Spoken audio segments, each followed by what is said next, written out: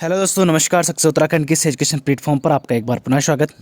तो दोस्तों, हमारा यहाँ पर चढ़ा था इंडियन हिस्ट्री, और इंडियन हिस्ट्री में हम लोग पढ़ रहे थे प्राचीन भारत। दोस्तों, प्राचीन भारत में हमने यहाँ पर 5 वीडियो कंप्लीट करी है। उसमें हमने पहले वीडियो में देखा था आपका वैदिक सभ्यता का विकास होता है, जिसकी लिपि को पढ़ा गया और आज भी हम उसको पढ़ते हैं, जिसमें हम ऋग्वेद, यजुर्वेद, सामवेद, अथर्ववेद इन सभी चीज़ों को पढ़ते हैं। उसके बाद हमने यहाँ पर देखा दोस्तों जैन धर्म का विकास होता है, फिर उसका बाद आपका बौद्ध धर्म का भी उद्भव होता है। फिर जैन धर्म के भगवती सूत्र और बौद्ध धर्म के आपके अंगुत्तर निकाय में हमें यहाँ पर 16 महाजनपदों का उल्लेख दिखने को मिलता है। फिर हमने उन 16 महाजनपदों के बारे में पढ़ा, कौन सा महाजनपद की राजधानी कहाँ है और वर्तमान उसकी स्थिति कहाँ पर है। उसके बाद दोस्तों अगली वीडियो में हमने देखा कि अगर सबसे जो 16 महाजनपदों में सबसे जो शक्तिशाली जो जनपद महाजनपद था वो था आपका मगध, और मगध के बारे में हम दोस्तों वीडियो में पढ़ रहे थे। तो आजकल हमारा मगध का उत्कर्ष हमारा चल रहा था। तो मगध में हमने सबसे पहले देखो दोस्तों, यहाँ पर हमने देखा कि मगध में आपके जो है जो राजा हुए वो हमारे कौन कौन से हुए। हमने यहाँ पर शॉर्टकट ट्रिक पढ़ी थी, हसीन मासुक सात, है ना। 7 जो आपके वंश हुए वो सबसे ज़्यादा इंपॉर्टेंट थे आपके मगध में, जिसमें हमने पढ़ा हसीन मासुक सात। तो हसीन से आपने देखा था कि आपका हा से आपका हरेक वंश, सी से शिशुनाग वंश, ना से नंद वंश, मा से मौर्य वंश, सु से आपका सुंग वंश, आपका का से कर्ण वंश और सात से सातवाहन वंश हमने यहाँ पर दोस्तों देखा था। पिछली वीडियो में हमने आपको बताया था। उसमें दोस्तों हमने यहाँ पर हसीन तो पढ़ लिया था, ठीक है। अब हमारा मासुक पढ़ना बाकी है और सातवाहन वंश पढ़ना बाकी है।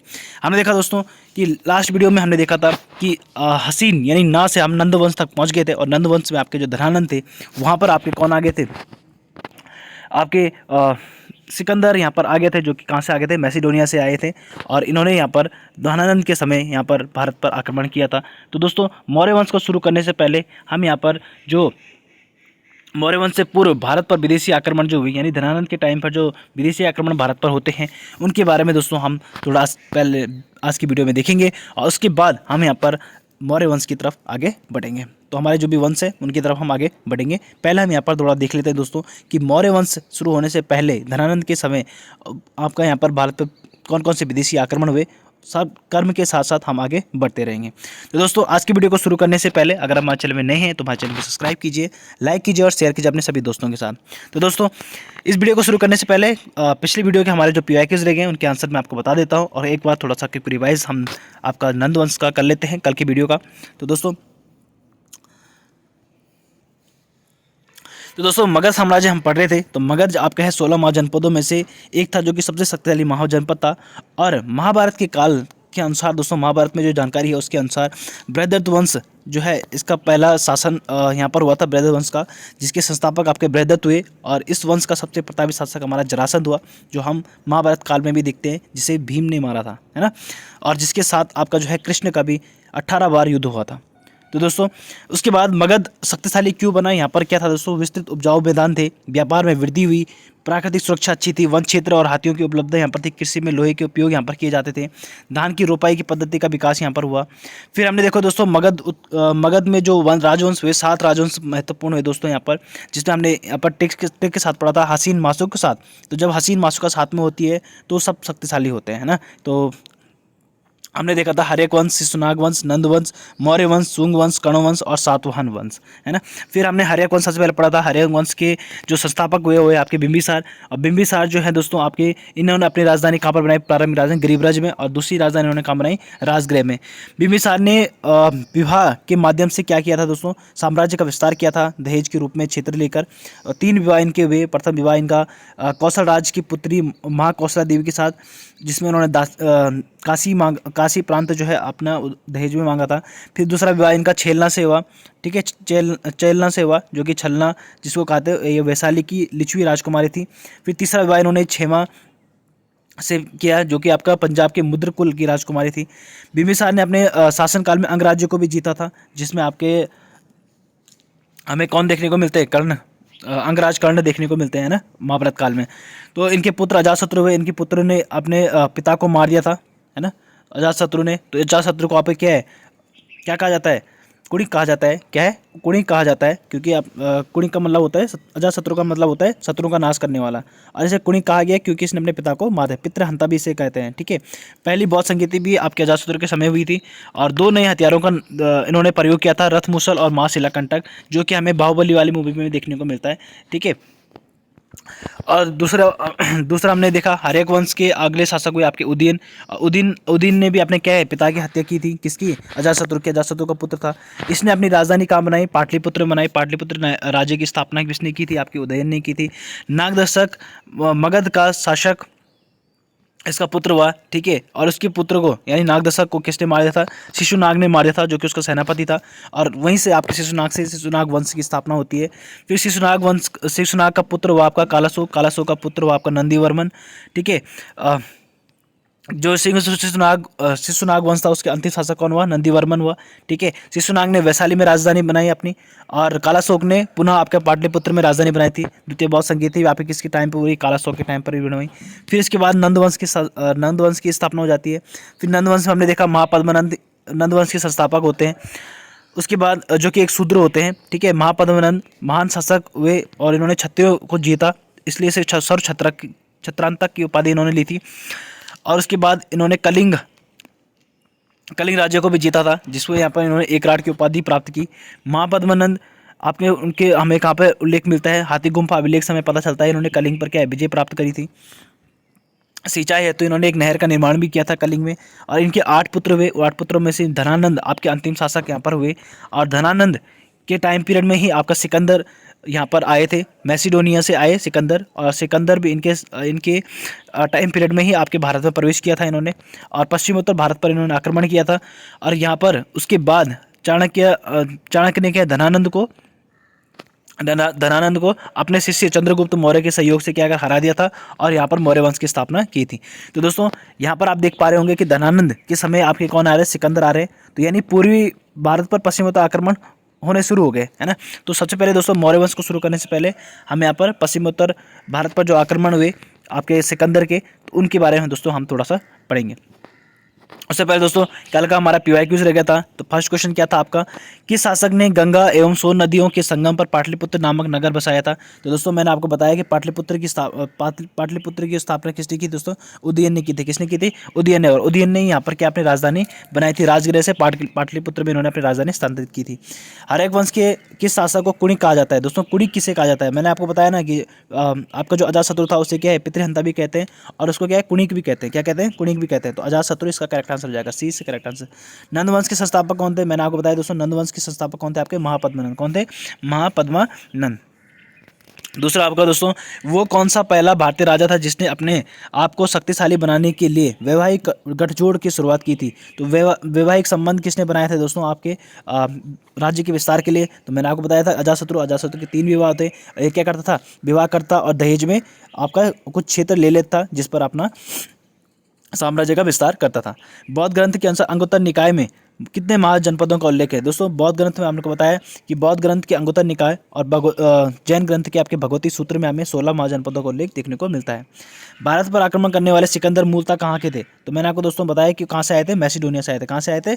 मैसिडोनिया से आए थे। किसके टाइम पीरियड? धनानंद के टाइम पीरियड में आए थे। अगर दोस्तों ये मिलान है आपके पास, मिलान आपको करना है, तो आपसे पूछा गया है कि बिंबिसार यहाँ पर वंश दी है, यहाँ पर संस्थापक दिए हैं, ठीक है। तो बिंबिसार किस वंश से संबंधित थे? आपके हर्यक वंश से। किससे थे? हर्यक वंश से। दूसरा दोस्तों कालाशोक किससे संबंधित है दोस्तों? आपके शिशुनाग वंश के। और तीसरा संबंध किससे? महापद्मनंद का संबंध किससे था आपका दोस्तों? नंद वंश से। किससे था? नंद वंश से आपका संबंध था। तो आपका 1 2 3 ये सब क्या है? सेम दे रखे हैं, ठीक है। तो कहाँ पर है दोस्तों? पहला ए आपका करेक्ट आंसर हो जाएगा दोस्तों। ए का A1, बी का 2 और सी का 3। महाभारत काल में पांडवों ने अपना अज्ञातवास विराटनगर में बिताया था, ठीक है। वह किस महाजनपद की राजधानी थी? तो किसकी राजधानी थी दोस्तों? आपके मत्स्य की राजधानी। कहाँ पर? मत्स्य की राजधानी कौन सी थी? आपकी विराटनगर थी, ठीक है, जहाँ पर पांडवों ने शरण ली थी, ठीक है दोस्तों। तो ये तो थे हमारे कल के पीवाईक्यूज। तो आज की वीडियो की तरफ बढ़ते हैं। दोस्तों आज की वीडियो की तरफ। तो मौर्य वंश से पूर्व अब हम दोस्तों नंद वंश हमने खत्म कर लिया है, ठीक है। हसीन तो हमने खत्म कर दी। अब हमें मूषक पढ़ना है, ठीक है। उससे पहले हमें क्या पढ़ना है? मौर्य वंश से पूर्व जो आपका विदेशी आक्रमण हुए थे, ठीक है, उनके बारे में हम थोड़ा सा देख लेते हैं। भारत के पूर्वी क्षेत्र मगध एवं शक्तिशाली महाजनपद था। इसकी अगल बगल के छोटे राजाओं को हराकर भारत पूर्वी क्षेत्र की राजनीतिक स्थिरता ला दी थी, ठीक है। तो आपका मगध जो है सबसे शक्तिशाली जो महाजनपद था, और पूर्वी क्षेत्र के जितने भी राज्य थे उनको इन्होंने जीत लिया था, और जितने भी छोटे छोटे राज्य उनको हराकर इन्होंने पूर्वी क्षेत्र में अपनी राजनीतिक स्थिरता बना ली थी। किंतु भारत के पश्चिमोत्तर क्षेत्र में, ठीक है, आपका पश्चिम वाला क्षेत्र जो आपका इधर वाला क्षेत्र रहा, पूर्व में तो फैल गए, आपके यहाँ पर देख पा रहे हैं ये पूरा मगध है, ठीक है, पूर्व में तो ये फैल गए छोटे छोटे राजाओं को हरा के, परंतु आपके पश्चिम में पश्चिम में उतर के छोटे छोटे राजाओं का शासक था जो कमजोर शासक थे, जिस कारण विदेशी आक्रमणकारियों ने पश्चिमोत्तर क्षेत्र पर ही आक्रमण किया। तो दोस्तों इधर तो मगध स्ट्रांग हो गया था, इधर तो आक्रमण नहीं कर पाए, परंतु जो बाहर से पश्चिमोत्तर जो विदेशी आक्रमण हुए वो कहाँ पर हुए, पश्चिमोत्तर क्षेत्र में। कहाँ पर, पश्चिमोत्तर क्षेत्र में हुए, क्योंकि यहाँ पर जो है राजा क्या थे, बहुत कमजोर शासक हुआ करते थे। तो दोस्तों इन्होंने आक्रमण किया, तो यहाँ पर पश्चिमोत्तर क्षेत्र पर दो आक्रमण हुए दोस्तों, आपके ईरानी आक्रमण और यूनानी आक्रमण। क्या हुए, ईरानी आक्रमण और यूनानी आक्रमण, दो आक्रमण यहाँ पर होते हैं। सबसे पहले हम पढ़ते हैं ईरानी आक्रमण। तो ईरानी आक्रमण किस किस ने यहाँ पर किया दोस्तों, वो हम थोड़ा देख लेते हैं। तो फर्स्ट है दोस्तों हमारा यहाँ पर भारत पर प्रथम विदेशी आक्रमण ईरान की हकमनी वंश के द्वारा किया गया था। तो सबसे पहले भारत पर जो आक्रमण हुआ तो ईरान के हकमनी वंश का हुआ था, ठीक है। तो ईरान से किसका हुआ दोस्तों, हकमनी वंश का सबसे पहले यहाँ पर आक्रमण हुआ था, और हकमनी वंश के संस्थापक थे आपके साइरस द्वितीय। कौन थे, साइरस द्वितीय। तो भारत पर हकमनी वंश का भी यहाँ पर शासन रहा, जो कि एक ईरानी थे, ठीक है। तो ईरानियों ने यहाँ पर शासन किया था। तो हकमनी वंश का संस्थापक कौन हुए, आपके साइरस द्वितीय हुए। कौन हुए, साइरस द्वितीय। यानी भारत में हकमनी वंश के संस्थापक कौन हुए, साइरस द्वितीय। साइरस द्वितीय ने ही भारत पर पहली बार आक्रमण किया था, परंतु वो असफल रहा। तो सबसे पहले किसने यहाँ पर आक्रमण किया, तो साइरस द्वितीय ने आक्रमण किया था, ठीक है। तो हकमनी वंश के पहले संस्थापक जो थे साइरस द्वितीय थे, और इन्होंने सबसे पहले भारत पर आक्रमण किया था, और जिसमें ये क्या पहले बार में असफल हुए। फिर उसके बाद भारत पर आक्रमण करके प्रथम सफलता इसी वंश के डेरियस प्रथम ने किया था। तो हकमनी वंश के अगले जो शासक हुए कौन हुए, डेरियस प्रथम। तो इन्होंने सबसे पहले आपका जो है भारत पर सफलता प्राप्त की थी। तो पहला आक्रमण किसने किया था, साइरस द्वितीय ने किया था, और दूसरा आक्रमण किसने किया, डेरियस प्रथम ने। और दोनों कौन से थे, हकमनी वंश के थे। तो दोनों हकमनी वंश के शासक थे, पहला आपका साइरस द्वितीय और दूसरा आपका डेरियस प्रथम। तो साइरस द्वितीय ने यहाँ पर आक्रमण किया पर वो असफल रहे। फिर उसके बाद डेरियस प्रथम ने यहाँ पर आक्रमण किया जो आपके सफल हुए। तो प्रथम सफलता किसने पाई दोस्तों, डेरियस प्रथम ने पाई। तो ये भी दोस्तों आपको ध्यान रखना है, जिसको दारा प्रथम भी कहते हैं। क्या कहते हैं, दारा प्रथम भी इसे कहा जाता है।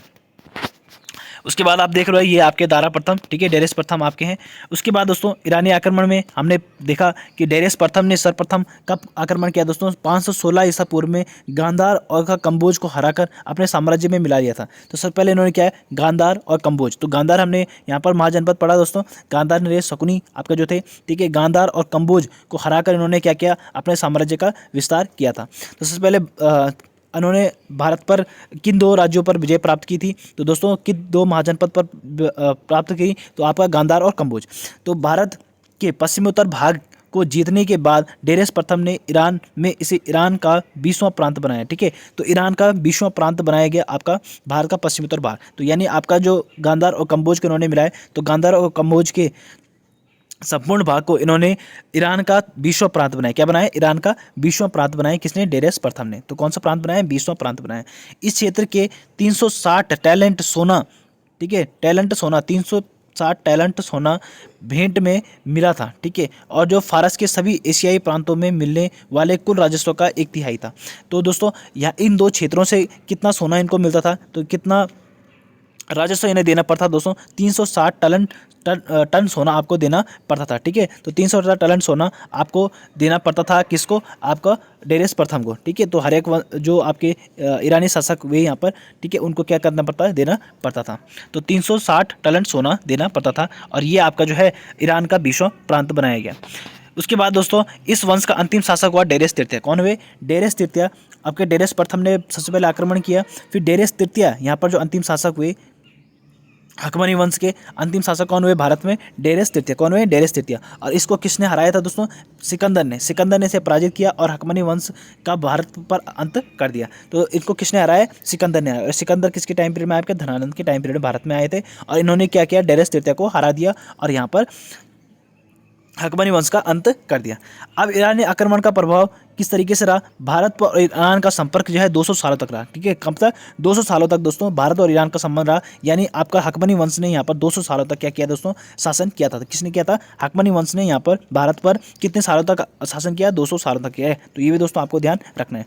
ये आपसे पूछा जाता है भारत और ईरान का संपर्क कितने साल तक बना रहा? तो 200 साल तक बना रहा है। या आपको कह सकता है कि हकमनी वंश ने या भारत पर कितने सालों तक शासन किया? तो 200 सालों तक शासन किया। ईरानी आक्रमण के फलस्वरूप व्यापार को बढ़ावा मिला। ठीक है, तो जब आपके ईरानी यहाँ पर आक्रमण हुए थे, यानी ईरानों का यहाँ पर शासन रहा, तो उस समय क्या है दोस्तों? व्यापार का बढ़ावा मिला था। ठीक है, तो व्यापार सबसे ज़्यादा यहाँ पर उस टाइम पे हुआ था। फिर दोस्तों यूनानी आक्रमण हुए। यूनानी आक्रमण में सबसे पहले हम किसका बारे में पढ़ते हैं? सिकंदर के बारे में पढ़ते हैं। क्या पढ़ते हैं? सिकंदर के बारे में। तो यूनान के राजा फिलिप के पुत्र हुए दोस्तों आपके सिकंदर। कौन हुए? सिकंदर। तो यूनान के राजा फिलिप के पुत्र हुए आपके सिकंदर। तो इससे पहले हमने ईरानी आक्रमण पढ़ा। तो सबसे पहले ईरानी आक्रमण किसने किया दोस्तों? आपका हकमनी वंश ने किया था। हकमनी वंश ने किया था। ठीक है, उसमें सबसे ज़्यादा सफलता किसने पाई? डेरियस प्रथम ने पाई। उसके बाद 200 सालों तक यहाँ पर शासन होता है। उसके बाद आपका यूनानी आक्रमण होता है, जिसमें आपके यूनान के राजा फिलिप के पुत्र हुए आपके सिकंदर, और इन्होंने क्या किया दोस्तों? भारत पर आक्रमण किया। सिकंदर का मूल नाम था अलेक्जेंडर। क्या था? अलेक्जेंडर। क्या था इनका नाम? सिकंदर का मूल नाम क्या था? अलेक्जेंडर। ये भी क्वेश्चन में बनता है दोस्तों कि सिकंदर का मूल नाम क्या था? अलेक्जेंडर। इनका जन्म कहाँ पर हुआ? मैसिडोनिया में हुआ। 356 ईसा पूर्व में इनका जन्म हुआ था। कहाँ पर? मैसिडोनिया में। तो मैसिडोनिया में 356 ईसा पूर्व में इनका जन्म होता है। पिता की मृत्यु के पश्चात लगभग 20 वर्ष की आयु में सिकंदर राजगद्दी पर बैठता है। क्या करता है? सिकंदर राजगद्दी पर बैठता है। सिकंदर के गुरु हुए अरस्तु। कौन हुए? सिकंदर के गुरु कौन हुए? अरस्तु। और इसकी प्रिय पत्नी थी आपकी रोक्साना। कौन थी? रोक्साना थे। दोस्तों आपको ध्यान रखना है। तो सिकंदर की पत्नी का नाम क्या था? रोक्साना। और घोड़े का नाम था बुसफेल्स। क्या था? बुसेफेल्स। क्या था? बुसेफेल्स। तो सिकंदर के दोस्तों क्वेश्चन बनते हैं कि सिकंदर के पिता का नाम क्या था? फिलिप। कौन था? फिलिप। इसका मूल नाम था अलेक्जेंडर। इनका जन्म हुआ मैसिडोनिया में 356 ईसा पूर्व में। पिता की मृत्यु हुई दोस्तों 20 वर्ष की आयु में। इनके पिता इनको राजगद्दी सौंप दी थी। ठीक है, इन सिकंदर के गुरु का नाम था अरस्तु, इनकी पत्नी का नाम था रोक्साना, और घोड़े का नाम था बुसेफेल्स। दोस्तों आपको ध्यान रखना है। इन्होंने क्या किया? डेरियस तृतीय को हराया था। ठीक है, और फिर उसके बाद यहाँ पर भारत पर यूनानी शासन स्टार्ट किया था। तो दोस्तों सिकंदर ने जब भारत के पश्चिम उत्तर से आक्रमण शुरू किया, तो सबसे पहले इन्होंने तक्षशिला के राजा अंबिक को हराया था। ठीक है, तो अंबिक ने सिकंदर की अधिकता स्वीकार कर ली थी। तो दोस्तों सबसे पहले जब सिकंदर ने भारत पर आक्रमण किया, तो दोस्तों आपका कंबोज और गांधार वाला क्षेत्र था, वो तो हकमनी वंश के पास था, और वहाँ पर तो वो जीत गया। तो यानी ये दोनों तो उसके पास आ गए, क्योंकि वो अब भारत के पास नहीं थे। वो किसके पास था? हकमनी वंश के पास था। परंतु भारत के कौन सा पश्चिमोत्तर क्षेत्र या कौन सा महाजनपद इन्होंने जीता था? तो तक्षशिला। कौन सा? तक्षशिला। और तक्षशिला के राजा थे आपके अंबिक। कौन थे? अंबिक। इन्होंने सबसे पहले क्या किया? सिकंदर की अधिकता को स्वीकार कर लिया था। उसके बाद सिकंदर ने पंजाब में आपका झेलम और चिनाब नदी के बीच मध्यवर्ती क्षेत्र के राजा पोरस पर आक्रमण किया। फिर उसके बाद किस पर किया दोस्तों? आपका पहला आक्रमण किस पे हुआ? आपका तक्षशिला पर। दूसरा कहाँ पर हुआ दोस्तों? पंजाब में झेलम और चिनाब नदी के बीच का जो मध्यवर्ती क्षेत्र था, वहाँ पर राजा कौन थे? आपके पोरस थे। कौन थे? पोरस। इन पर इन्होंने आक्रमण किया। इस युद्ध को झेलम या वितस्ता या हाइडेस्पीस का युद्ध भी कहते हैं। देखो, तो दोस्तों आपका जो है झेलम का युद्ध, या आपका वितस्ता का युद्ध, या आपका हाइडेस्पीस का युद्ध भी कहा जाता है। क्या कहा जाता है? हाइडेस्पीस का युद्ध भी कहा जाता है। किसको? आपका जो आपका द्वितीय युद्ध हुआ किसका? सिकंदर का द्वितीय युद्ध आपका कौन सा था? हाइडेस्पीस का युद्ध। कौन सा? हाइडेस्पीस का युद्ध। ठीक है, तो यहाँ पर इन्होंने झेलम और चिनाब नदी के बीच के क्षेत्र को पर युद्ध किया था। ठीक है, तो यहाँ पर हाइडेस्पीस का युद्ध भी से कहा जाता है। तो आपसे क्वेश्चन बनता है कि हाइडेस्पीस के युद्ध किसके बीच में हुआ था? तो आपका पोरस और सिकंदर के बीच में। किसके बीच में? पोरस और सिकंदर के बीच में आपका हाइडेस्पीस का युद्ध हुआ था। ठीक है, झेलम का युद्ध बोलो या आपका हाइडेस्पीस का युद्ध बोलो, तो ये तो आपको ये भी ध्यान रखना है।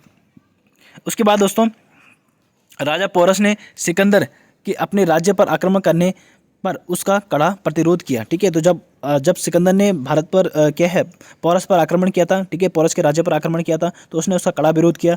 परंतु सिकंदर पोरस की बहादुरी से अत्यधिक प्रभावित हुआ और उसका राज्य वापस कर दिया। तो सिकंदर ने क्या किया दोस्तों? देखा कि पोरस क्या है, बहुत बहादुर है, और ये किस तरीके से इसने कड़ा प्रतिरोध किया था। ठीक है, पुनः आक्रमण किया था सिकंदर पर भी, तो उसकी बहादुरी पर उसको क्या हुआ? वो उससे बहुत प्रभावित हुआ और उसने उसका राज्य वापस लौटा दिया। यानी वो उस पर उसने अपना अधिग्रहण नहीं किया। सिकंदर की सेना ने ब्यास नदी को पार करने से मना कर दिया, और सिकंदर ने अपनी सेना को नदी पार करने के लिए बहुत प्रेरित किया, लेकिन उसकी सेना ने नदी पार नहीं किया और सिकंदर लौट गया। ठीक है, तो उसके बाद दोस्तों सिकंदर ने क्या किया? ब्यास नदी के पार आक्रमण करने की सोची, और वहाँ जाने के लिए क्या है उसकी सेनाओं ने क्या कर दिया दोस्तों, मना कर दिया कि हम ब्यास नदी को पार नहीं कर सकते। ठीक है, तो उन्होंने लाख कोशिश की परंतु वो नहीं गए। तो दोस्तों आप यहाँ पर देख पा रहे हो, ये सिकंदर है। ठीक है, उनके अपने सेनाओं को बोल रहे हैं, परंतु सेना ने क्या कर दिया, मना कर दिया वहाँ पे जाने के लिए। सिकंदर का थल सेनापति हुआ सेल्यूकस निकेटर। कौन हुआ? Seleucus Nicator. तो आपका जो सिकंदर का थल सेनापति था, यानी उसका जो सेनापति था वो कौन था? Seleucus Nicator. ये कुछ क्वेश्चन बनता है दोस्तों कि सेल्यूकस निकेटर कौन था, तो ये सिकंदर का थल सेनापति था। तो आपसे ये भी बनता है कि सिकंदर का थल सेनापति कौन था, तो आपका कौन था दोस्तों? सेल्यूकस निकेटर, जो भारत पर आया था।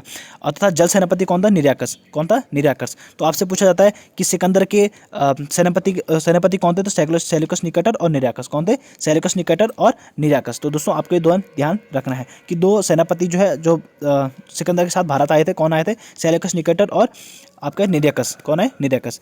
सिकंदर भारत में 19 महीने तक रहा। ठीक है, तो 19 महीने तक यहाँ पे रहता है, और उसके बाद जब ब्यास नदी के पार जाने के लिए सेना मना कर देती है, तो वो यहाँ पर क्या है, भारत को छोड़कर चला जाता है। तो वापस लौटते समय रास्ते में 323 ईसा पूर्व में बेबीलोन में सिकंदर की मृत्यु हो गई। तो 323 ईसा पूर्व में क्या हो जाती है? बेबीलोन में इनकी मृत्यु हो जाती है। तो 19 महीने तक ये भारत में रहे, और जब वो वापस लौट रहे थे तो रास्ते में ही आपका 323 ईसा पूर्व में बेबीलोन में सिकंदर की मृत्यु हो जाती है। क्या हो जाती है? सिकंदर की मृत्यु हो जाती है रास्ते में। तो 19 महीने तक यहाँ पर आपका क्वेश्चन बनेगा कि आपका जो है सिकंदर कितने महीने तक भारत पर रहे थे, कितना महीने रहे? आपके 19 महीने यहाँ पर भारत में रहे थे, 326 325 ईसा पूर्व में रहे। उसके बाद दोस्तों आप पढ़ेंगे सिकंदर के सफलता के कारण क्या थे, तो किस प्रकार वो सफल हुआ। दोस्तों किस प्रकार आपका सिकंदर का नाम लिया जाता है, जो बोलते हैं ना, जो जीता वही सिकंदर। क्या कहते हैं? जो जीता वही सिकंदर। तो सिकंदर का इतना नाम क्यों है, इतनी सफलता उसे क्यों मिली? तो दोस्तों हम देखेंगे भारत के किसी एक सत्ता के केंद्रीकरण का अभाव सिकंदर की सफलता का एक प्रमुख कारण था। तो यहाँ पर क्या था दोस्तों, एक सत्ता का केंद्रीकरण नहीं था। ठीक है, तो भारत में क्या है, किसी भी एक सत्ता का केंद्रीकरण नहीं था, यानी एकजुट नहीं थे सका। ठीक है, कोई भी राज्य क्या है, एकजुट नहीं था। अगर एकजुट होता तो उसको हरा देता, परंतु सब अलग अलग थे, तितरे पितरे थे। ठीक है, केंद्रीकरण नहीं था, तो इसलिए सिकंदर को सफलता यहाँ पर मिली। दूसरा, सिकंदर की सेना शक्तिशाली थी, और उसकी सेना में तेज तर्रार घोड़ों की भरमार भी थी। ठीक है, तो सिकंदर की सेना क्या थी, बहुत ही शक्तिशाली थी, और उसके घोड़ों में तेज तर्रार घोड़ों की भी उसकी सेना में क्या था, भरमार थी। तो सिकंदर की सेना शक्तिशाली थी, इसलिए भी आपका जो है सिकंदर सफल हुआ। तीसरा कारण क्या था, साथ ही आंबिक देश और जैसे देशद्रोहियों का सहयोग भी उसकी सफलता का कारण था। तो दोस्तों हमने देखा कि सबसे पहले आपका जो है, इन्होंने कहाँ पर आपका अंबिक ने इसकी क्या कहती हैं, अधीनता स्वीकार की थी। सबसे पहले किसने की सिकंदर की अधीनता स्वीकार? अंबिक ने की। किसने? अंबिक ने। ठीक है, और ये तक्षशिला में था, तक्षशिला का राजा कौन था? अंबिक। और अंबिक ने सबसे पहले इसकी अधीनता स्वीकार की थी। तो अंबिक क्या हो गया, आपका देशद्रोही हो गया, क्योंकि ये इसलिए सिकंदर से मिल गया था। तो सिकंदर से मिला, तो ऐसे देशद्रोही अगर साथ में होंगे तो आपकी उनको सफलता तो मिलनी थी। ठीक है, तो आप कहते हैं ना कि जब देशद्रोही साथ में दुश्मनों के हैं, तो उस दुश्मनों को देश में सफलता तो मिलेगी ना। तो अंबिक जैसे देशद्रोही थे, इसलिए उनको सफलता मिली। दूसरा, सिकंदर की सेना शक्तिशाली थी, इसलिए उनको सफलता मिली। और तीसरा कि भारत में क्या है, किसी भी एक सत्ता का केंद्रीकरण नहीं था, इसलिए उनको सफलता मिली। तो 3 कारण आपके सफलता के इसके रहे। अब दोस्तों सिकंदर के आक्रमण का भारत पर क्या प्रभाव पड़ा, वो हम देख लेते हैं। तो सिकंदर का भारत पर क्या प्रभाव पड़ा, सिकंदर के आक्रमण का? सिकंदर के आक्रमण सर्वाधिक महत्वपूर्ण परिणाम था। ठीक है, तो सिकंदर का आक्रमण सर्वाधिक महत्वपूर्ण परिणाम था। भारत और यूनान के मध्य विभिन्न क्षेत्रों में सीधे संपर्क की स्थापना हुई। ठीक है, तो अब दोस्तों सिकंदर ने यहाँ पर आक्रमण किया, तो उसके बाद क्या हुआ, भारत और यूनान के बीच में भी क्या हो गया, आपका विभिन्न क्षेत्रों में सीधे संपर्क की स्थापना हो गई। तो अच्छा संपर्क इनका बन गया, व्यापार अच्छा होने लगा। जैसे आपका ईरानियों के साथ हुआ था, वैसे आपका यहाँ पर क्या है, यूनान के साथ भी आपका जो है अच्छा संपर्क बन गया व्यापार का। सिकंदर के आक्रमण से पूर्व छोटे छोटे भारतीय राज्य आपस में संघर्षरत थे, उनमें पहली बार एकता के लक्षण दिखे, फलस्वरूप भारत में एकीकरण की प्रक्रिया को बल मिला। ठीक है, तो दोस्तों जैसे ही भारत पर विदेशी आक्रमण हुए, यानी आपका यूनानियों ने यहाँ पर आक्रमण किया, तो देखा कि जो छोटे छोटे भारतीय राज्य थे वो आपस में क्या हो गए, मिल गए। क्या मिल गए? आपस में मिल गए, और उन्होंने क्या एकता के लक्षण उनमें दिखने लगे, और भारत में एकीकरण की प्रक्रिया में को भी बल मिला। ठीक है, तो यानी सिकंदर के आक्रमण के बाद भारत में एकीकरण की शुरुआत हो गई थी, यानी आप सब लोग क्या है, एकजुट होने शुरू हो गए थे, भारत के जो भी छोटे छोटे राज्य थे। ठीक है, जब भाई विदेशी यहाँ पर आ रहे हैं तो उनके साथ तो एकजुट होना पड़ेगा ना, वरना वो तो सफल हो रहा था। प्राचीन यूरोप को भारत के संपर्क में आने का अवसर मिला, तो प्राचीन यूरोप जो था वो क्या है, भारत में आने का अवसर मिला, तो वो भी क्या है, भारत पर आने लगे। जो बड़े बड़े इतिहासकार आपके थे वो भारत में आने लगे। तीसरा, आपके भारत में गांधार शैली का विकास यूनानी कला का ही परिणाम था। ठीक है, तो आपका जो भारत में जो गांधार शैली है, ठीक है, कौन सी गांधार शैली, तो इसका विकास कहाँ से हुआ दोस्तों, यूनानी कला से। तो गांधार शैली आपकी कहाँ से ली गई, यूनानी कला है, क्या है, यूनानी कला है गांधार शैली। और उसका गांधार शैली का विकास आपका भारत में किसकी वजह से हुआ, सिकंदर के आक्रमण की वजह से हुआ। जब सिकंदर भारत आया तो उसी के साथ आपकी यूनानी कला भी भारत में आ गई थी, ठीक है। तो यूनानी कला में आपके गांधार शैली का विकास भारत में हुआ। यूनानियों से मुद्रा निर्माण की कला भारतीयों ने सीखी, ठीक है। तो यूनानियों से ही आपके मुद्रा निर्माण की कला किससे सीखी भारतीयों ने, आपका सिकंदर से। किसे, सिकंदर से सीखी आपकी मुद्रा निर्माण की कला। तो भारत में मुद्रा निर्माण की कला किसकी देन है, तो आपके सिकंदर की देन है, यानी यूनानियों की देन है। तो यूनानी भारत में क्यों आया, कैसे आया, सिकंदर के कारण आए, ठीक है। तो ये दोस्तों हमारा थ्योरी सेक्शन था, तो हमारा थ्योरी सेक्शन नंबर कंप्लीट होता है। इसके बाद आपके जो PYQs हैं उनको मैं आपको बता देता हूँ, और इसके बाद हम मौर्य वंश के अगले वीडियो में शुरू करेंगे। तो दोस्तों ये आपके PYQs हैं, इनको आप देख सकते हो और इनको सॉल्व कीजिए। उसके बाद कल मैं आपको इनके आंसर्स बता दूंगा, ठीक है। क्या करूंगा, इनके आंसर बताऊंगा और नए हमारे यहाँ पर मौर्य वंश यहाँ पर शुरू हो जाएगा।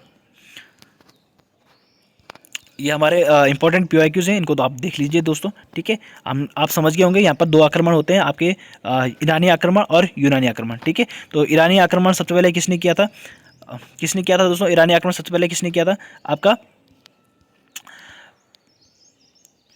ठीक है। सबसे पहले विजय किसने पाई थी, डेरेस प्रथम ने पाई थी। किसने, डेरेस प्रथम ने सबसे पहले विजय पाई थी। और सबसे पहले आक्रमण यहाँ पर कौन करता है, हमने देखा था साइरस द्वितीय आपके जो है सबसे पहले आक्रमण करता है। उसके बाद डेरेस प्रथम यहाँ पर सफलता पाता है, परंतु साइरस द्वितीय जो है आपका सफल नहीं हो पाता, ठीक है, असफल होता है। डेरेस प्रथम सफल पाया है। डेरेस तृतीय आपका अंतिम शासक होता है यहाँ पर ईरानी का, जिसको आपका यूनानी शासक आपका सिकंदर को हरा देता है। उसके बाद यूनानियों का यहाँ पर शासन होता है। ईरानियों ने यहाँ पर कितने साल तक शासन किया, 200 साल तक किया। और आपके जो सिकंदर है वो यहाँ पर कितने महीने तक रहे, 19 महीने तक यहाँ पर रहे। सिकंदर कहाँ से आया था, मैसिडोनिया से आया था। रोक्सान इनकी पत्नी थी, अरस्तु इनका गुरु था। इनके घोड़े का नाम था बुसेफल्स और इनके पिता का नाम था फिलिप, ठीक है। इनका मूल नाम था अलेक्जेंडर। आपसे क्वेश्चन बनता है दोस्तों। और अंबिक के राजा, तक्षशिला के राजा अंबिक ने इनके सबसे पहले आदित्यता स्वीकार की थी, और यही आपका सबसे बड़ा देशद्रोही था भारत का। फिर उसके बाद सिकंदर ने पोरस पर आक्रमण किया।